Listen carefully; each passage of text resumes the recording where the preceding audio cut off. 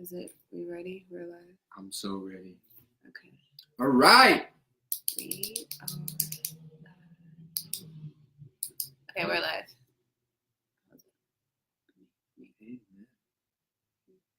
You know it doesn't work. Yeah, it never lets me do that. Maybe it's okay. Anywho, so welcome to Authentic, where it starts with A and it ends with C.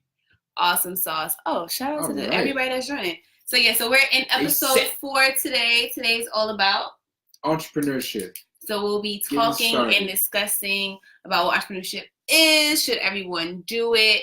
How do we get started? What's next? What we feeling about the entrepreneurship world? So get started. I like the question, should everyone do it? What do you think about that? I said you get started. Oh, should everyone be, how about this? Everyone is entrepreneurial in their own way, somehow, some way, whether it's selling raffle tickets when you're young. Aw, hey, bro. So, like, I remember for senior year high school, we had to sell candy for senior dues and senior trip. But even the guy at the corner today, like we just went grocery shopping, and Christian did laundry prior to that, and we at the corner, the guy was doing snow cones.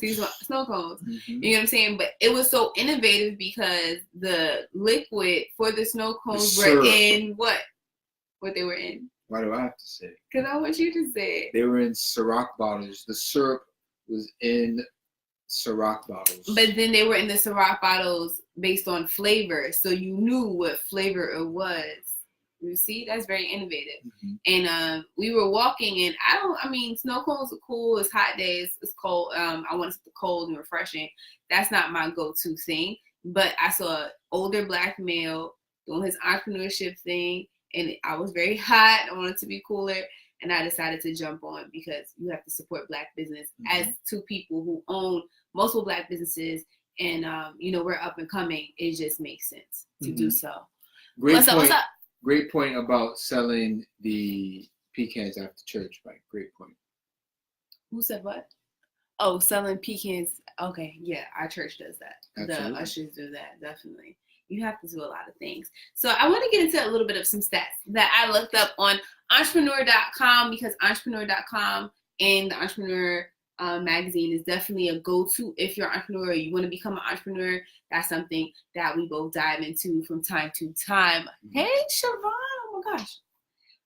So 1 in every 18 persons own a business. 1 in every 18. That makes sense. 1 in every 18. Which means in your classrooms growing up, at least one person in every class was going to go start a business. Yeah. It's beautiful. And it says the top 5 reasons why. And what do you think the top 5 reasons why before I name them out? Freedom. Finances. Yeah. Freedom, finances. We get at least 3 out of 5. Time. Okay. Or is that freedom? I guess. People have an idea or a passion that would make sense as to why someone would start a business. But yeah, go ahead. That's my guess. So the top 5 reasons why people start businesses are money, flexibility of being their own boss, control over decision making, picking team you want to work with, and legacy, leaving a footprint. Those are the top 5 reasons. I like the legacy piece. Legacy is definitely important. Shout out to Elijah too. That's our dog.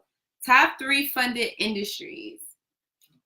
What do you think the top 3 funded industries are? Like the biggest industries? The biggest top 3 funded industries. When you say funded, like receiving venture capital? No, just funding in general. So there's different ways of funding. So funding buyers. Funding is self-funding. It's family and friends. It's venture capitalists. It's banking credit, and then it was also banking credit, and then what was the last part? Healthcare, pharmaceutical. No, that's not what I'm talking. No. Food. No. If anybody that's watching think they know the top 3 funded industries, please comment. For startup businesses? Yeah, for businesses. Stumped. You can't think of any of them. You're in one of them. I gave you food. Big up, Campbell. Hey, big brother. What are the top arts and 3 funded industries? Bing, bing, bing. Media and entertainment is one. Okay. Yes. Okay. You give me 2 more. Come on, Christian. Money and entrepreneurship. Give me a hint. You use one every day. We're using 3 of them right now. Oh, technology. Okay. Oh, software. That's really what I was getting at. Okay. And then what's the third one? Biotechnology.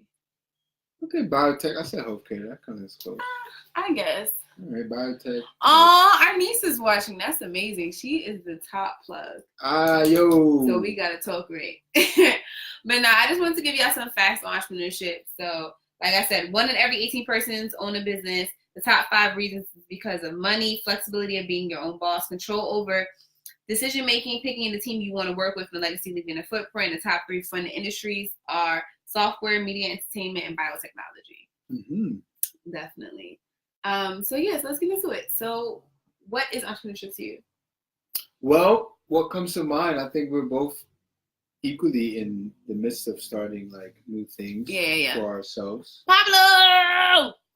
I am doing a lot of running entrepreneurship. You're doing coaching entrepreneurship. So why don't you talk a bit about why you've decided to, or how you got into the journey of becoming a life coach? I don't think you answered my question about what entrepreneurship is. Oh. I think you just went like directly into like what we do. Well, I'm just jumping in. I know. We're doing good, Pablo. How are you? We need to connect. We need to have you out there for I Am Peace 5. Entrepreneurship that really looked like that was planned, but we both just did it. Yeah, entrepreneurship big up Red and big up Rob. She doesn't want me to answer. I do want you to answer the question. You gotta big up your peoples. Entrepreneurship is? It is the assumption of all the risks of an enterprise. So basically, where a person goes to work for a company, they don't have the same amount of risk as the CEO has. Like your only risk is that you could lose your job and then you could go find another job. Or if something was to go down crazy, you may have some legal risk. But other than that, you go to work, you do what you got to do. Yeah. You get paid. Whereas the person who is the founder of that company, they had to take on all of the issues from human resources, funding, office space, toilet paper, who the customer is. That's true. That's true. You know what I'm saying? What kind of coffee you're going to have in your kitchen, what kind of fridge you're going to get for the kitchen. The entrepreneur is responsible. Like at the end of the day, you're going to have, as your company grows, you're going to have people that join, but the entrepreneur or the founding team is wholly responsible for everything that goes on with the company at the startup. So that's what entrepreneurship is. Okay. Well, entrepreneurship. I just feel so, going back to the statistics, right? So the fact that you're able to make your own money based on how often you work. And it said that entrepreneurships work 66-hour days. They're not 66 hours in a day. So that can't be true. They said 66-hour days. Yeah, like, but you should have read that, and that's not right. I know, but they said 66-hour days. I don't know how that's possible. So you are. But they said 66. Weeks. They said 66 hours. No. There's only 24 hours in a day. They said days. I will show it to you after. Well, that's a typo. I know, but I'll show it to you after. But basically, we're working harder than the average 9-to-5 person. Well, yeah, because you're setting up a company. That's true. And everything that goes. And between the flexibility and the control and picking your team, and I feel like, and my quote today was, "You're the best person on your." Always remember that you're the best person on your team. So that falls in line with what I think about entrepreneurship. I feel like when you're able to choose the team around you, and you're working on something that you truly love and you're truly passionate about, I feel like it just should mesh well. It meshes great. And the stuff that we do, you and I are the team, plus the young men that's in our program with IMPs, plus whoever my clientele is with my life coaching business underneath A+C, Authentic Network. We have, our network of people that watch us. Those are a part of our team because we would not be doing certain topics, so we wouldn't have certain things going on had people not told us, like, start your YouTube, do this, do that, and stuff like that. I mean, it's always been thoughts in our head, but once you have a fan base and you have people that's really like vouching for you, it makes all the difference. I was going somewhere. I was really going somewhere. But yeah, so entrepreneurship is just, I think that entrepreneurship is really dope. I think I truly love being an entrepreneur, and I don't think it's for everybody. Okay. I truly don't think so. I feel like a lot of times you hear people say like, oh, there's no original ideas. I feel like there are original ideas. I feel like... Give me an original idea. I mean, things that we do, I feel like are original. Yeah, people could have done something.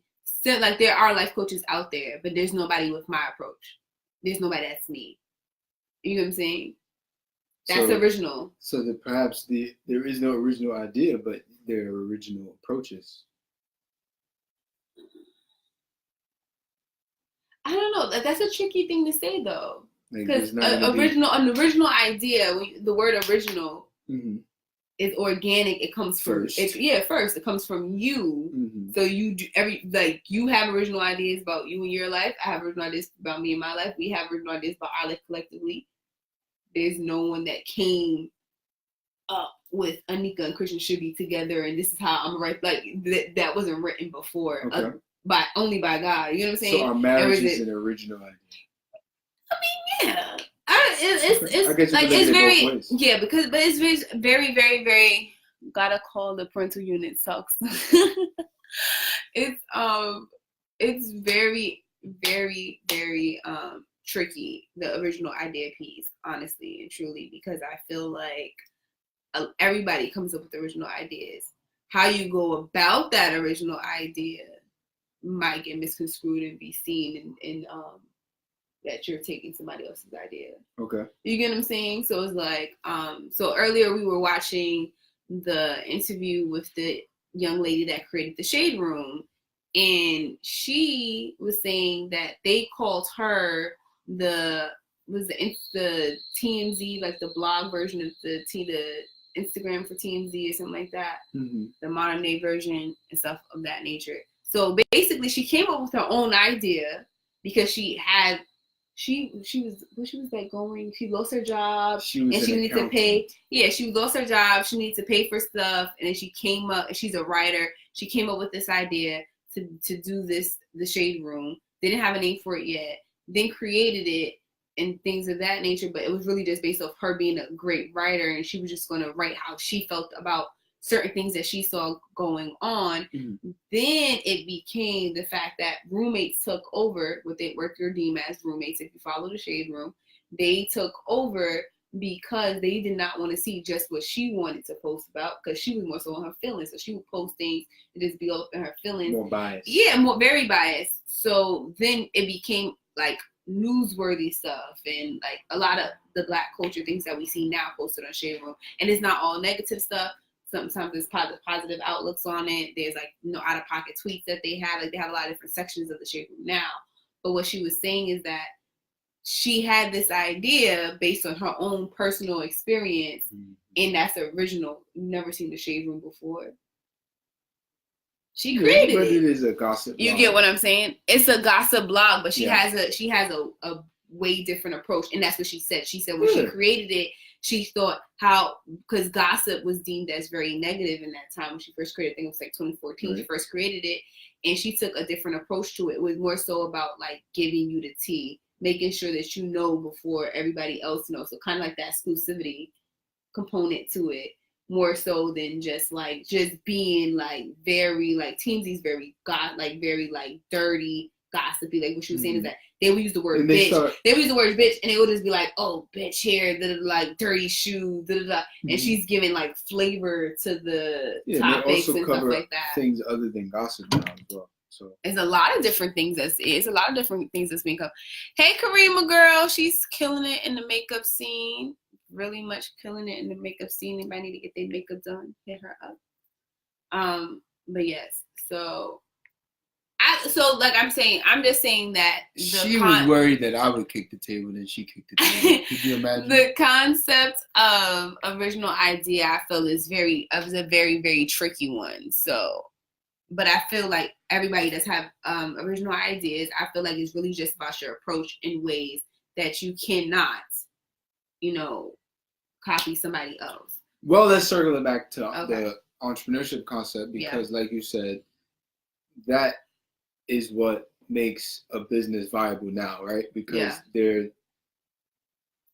70, 100 million restaurants out there, right? That's but true. You still have people picking up and deciding like, oh, I want to open a restaurant. So basically, it's up to you to figure out, well, we know that there's going to be a standard form, right? Mm-hmm. We're going to have plates and cups, forks, but maybe it's like maybe our restaurant's going to be medieval times, right? Mm-hmm. So we're going to the theme will be different. We're the colors food, that you probably won't see together ever. Yeah, that's what I'm saying. Like, you think about one of the other things we looked at today, Sweet Chick, which is a chicken and waffles restaurant, but that's not necessarily an original idea. You already have Roscoe's, which is famous for chicken and waffles. Yet you still have Sweet Chicken becoming a viable business, even in LA where Roscoe's was founded. So if you can figure out a way to just put, like you said, your unique spin on the concept, but also to figure out a way to do whatever it is that you do at an excellent level, that also is going to take you beyond just being unique. That also going to help you get you noticed if whatever you're doing is being done at an exceptional level. So those would be, I guess, the first two lessons that we could take away from this is one, be super unique in what you're doing, and then two is to do it at an extraordinarily high level. And I think to get to both of those points is you have to look within yourself, because it's the things that's going to come from your heart and soul that can make your business unique. And then what's going to set the skill level apart is by you focusing on your own personal level of expertise. You know what I'm saying? So like going back to the shade room example, the only reason the shade room was able to catch on like it did is because she was a writer. That's true. You know what I'm saying? And then she also talked about how it only started out on social media. So like it's a different, like when you think of blog, you always think of website. So she completely innovated it by saying, what we're going to do on Instagram. Yeah, exclusively until eventually, they and that was 2014, and I feel like, and what she was saying also, this is a really good interview. So anybody that wants to become bloggers and things of that nature, they should definitely look out for her interview. We'll share it. Yeah, we'll definitely share it. But she was also saying that a lot of people were telling her that blogging was going out of style, like don't do it and things of that.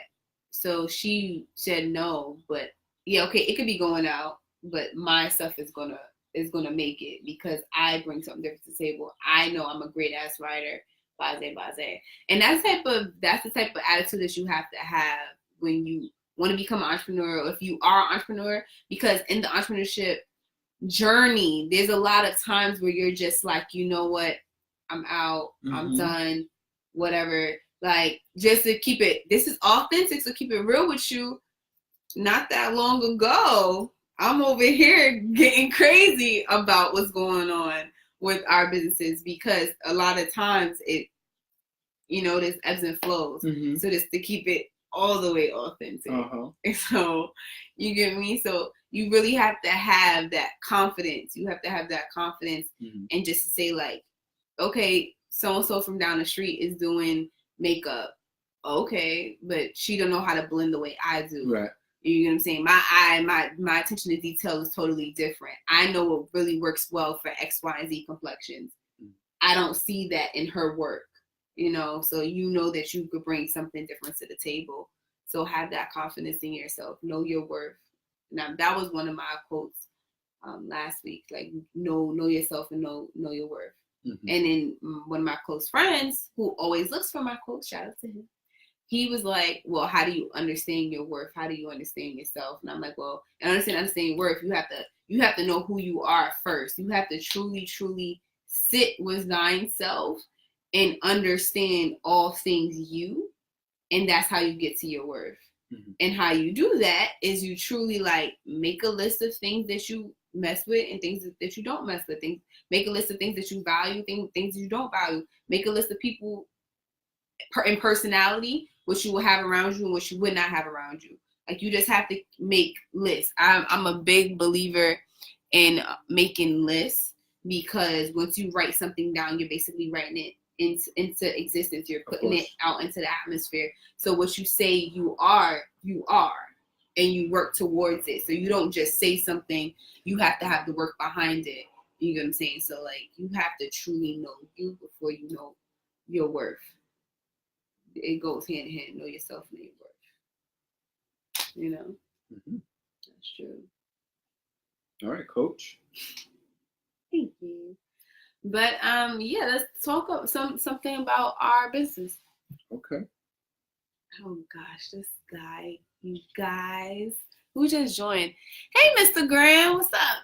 But so we dived into the fact about the statistics on entrepreneurship. Mm-hmm. We gave you some stories about entrepreneurship. We gave you a little bit of tips. What are the tips again? Tell the tips again.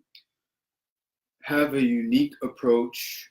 Look for the unique approach within yourself. Yes, within yourself. Bring your bring your personality and your flavor to the table. Mm-hmm. And then whatever it is that you choose to do it exceptionally well. Yes. And even so, I guess taking that to a higher level. Yes. in this social media age that we're in, before people ever really interact with your business in terms of like consuming something from, like becoming an actual customer, what is going to be more, what's first is the perception. Like how does your business look? That's true. You know what I'm saying? So that's a huge thing to take note of, is, something that we spend a ton of time on, which is, graphic design and web design and copywriting, and making sure, even in your personal life, even if you're not an entrepreneur, you focus on, okay, well, we took 17 photos, which 3 are we going to post? Exactly. Or Instagram has 20 filters. Well, which filter looks good today? You know what I'm saying? So, or like even when they released the different options for the text, like in Instagram stories, like which text can I use today with this type of story, and tomorrow might be different. Matters. So that's a huge thing to really, if you are an entrepreneur, to really make sure you're focusing in on that every day of like how your business is like literally looking, because that's how people are going to judge you, especially on the internet, because they're not touching your product. You know what I'm saying? So if it looks good, that's making the person ever more likely, to interact with what you have. That's so good. That's good. You gave people really good tips. I just thought I had a revelation when you said that. I was like, maybe we should talk about that next week. Talk about like branding yourself and things like that. That would be excellent. Yeah, definitely. Because we're definitely doing an event about that coming very soon. We just don't know the exact date. We're working out details and stuff like that. But that will definitely be coming up. Defining your personal brand? I don't know if that's the name of the topic, but we did speak about like having workshops and stuff, because everybody that follow us know that we do a lot. Like Christian is Chris Wise, who is a performing artist. He does spit. So, and he also has his Dash Run crew, which he's just really started not that long ago after his hit single Dash. So he has those things going underneath his own personal brand. Me, myself, I am a life coach. For a lot of people that don't know, a lot of people do know, but I'm a life coach. That's life coaching with Anika, and that's underneath our Au+hentiC brand. So, we have our individual stuff, but then we have our together stuff. So then we have AnikaPlusChristian Foundation, which everybody really knows us for, which is our community youth organization that we do with the young men in our community. So we have a couple of different things, and then we also do the branding, and we do the websites, and we do the graphic design. So every graphic design that you ever see from us we do together. Amen. Any branding thing you see, we do together. Instagram story, all of it is done by Anika and Christian. Mm-hmm. So just being able to build that empire where you still have like your individual selves and then you have your collective, you know? Totally. Yeah. Any more thoughts? Any more things? Well, 5th annual AnikaPlusChristian tournament is coming up on August 11th. It's going to be What? 40 days in 40 days. Biggest event in Brooklyn history in terms of just the fact that it's going to be at Jackie Robinson Playground, right at the same spot where Jackie Robinson, once broke the color barrier and the Brooklyn Dodgers played, and they had colored only entrances and water fountains, and now all that. We out there, making a difference with our 5th annual tournament. We are working hard to open up a community center to house our mentorship program. Wearing this cool Au+hentiC t-shirt, which has nothing to do with IMPs, but I having the Believe in Yourself t-shirt. That's everything to do. Everything to do. With that, but yeah. So shout out to Au+hentiC and all hip hop legends. That's a fact. How did we get this? Brooklyn Hip Hop Festival last year. He was one of the headliners. I know that, but I didn't think that's how I got it. Okay, that makes sense. Yeah, the tournament's coming up every day for the next few weeks. Hosting runs over at Prospect Park. If anyone is interested in running, learning how to run, walking, riding a bike, whatever, regardless, check out the schedule for Dash Run Crew. Yes. And tomorrow, 6:38 in the Empire entrance. Early. Empire entrance. He will be out there running. Anika is trying to join and walk. Mm-hmm. So that's an awesome way to get fit for the summertime, to get fit for the fall time, because that dives right into the fall time too. And just don't be afraid of the heat. A lot of people, when I ran. The first day of the crew was actually the first day of the crew was Sunday when it was like 100 degrees. It was. And, it was very hot that day. I saw my grandmother afterward, and she was like, "Why are you running in the heat?" The legend has joined, Mr. Harris. Just because it's hot doesn't mean you shouldn't. You just have to stay. You just have to stay hydrated. You have to stay hydrated and make sure you eat something an hour before you run. So an hour, I feel like, is a good enough time, because if you do it the time too close to when you're running, your bubble guts and your stomach might be cramping up. No question. But if you do, on what you eat as well. Exactly, like fruits, granola bars, bananas. What else there? Yogurt. There's a funny story. Oatmeal. Would you like to hear a brief funny story about that? About eating heavy and working out? That's not heavy. So no. A couple of years. I mean, great thing. No. A couple of years ago, Kevin Durant had a really huge performance when he played at Dykeman. Mm-hmm. And I believe the story was that he scored 60 points. We will have to look in the YouTube to verify. Okay. But prior to him showing up to play, when he got to the park, they was like, "Yo, do you need anything?" He was like, "Yo, I need some soul food." And I don't know, we're gonna, in addition to the Shade Room video, we'll link to this Kevin Durant video, because he ate like collard greens, fried chicken, mac and cheese. Nobody told that man to do that. And he went out and dropped 60. So really, yes, watch what you eat before you work out. But the more important thing, do not eat soul food. But I'm just telling you. No, but that's Kevin Durant.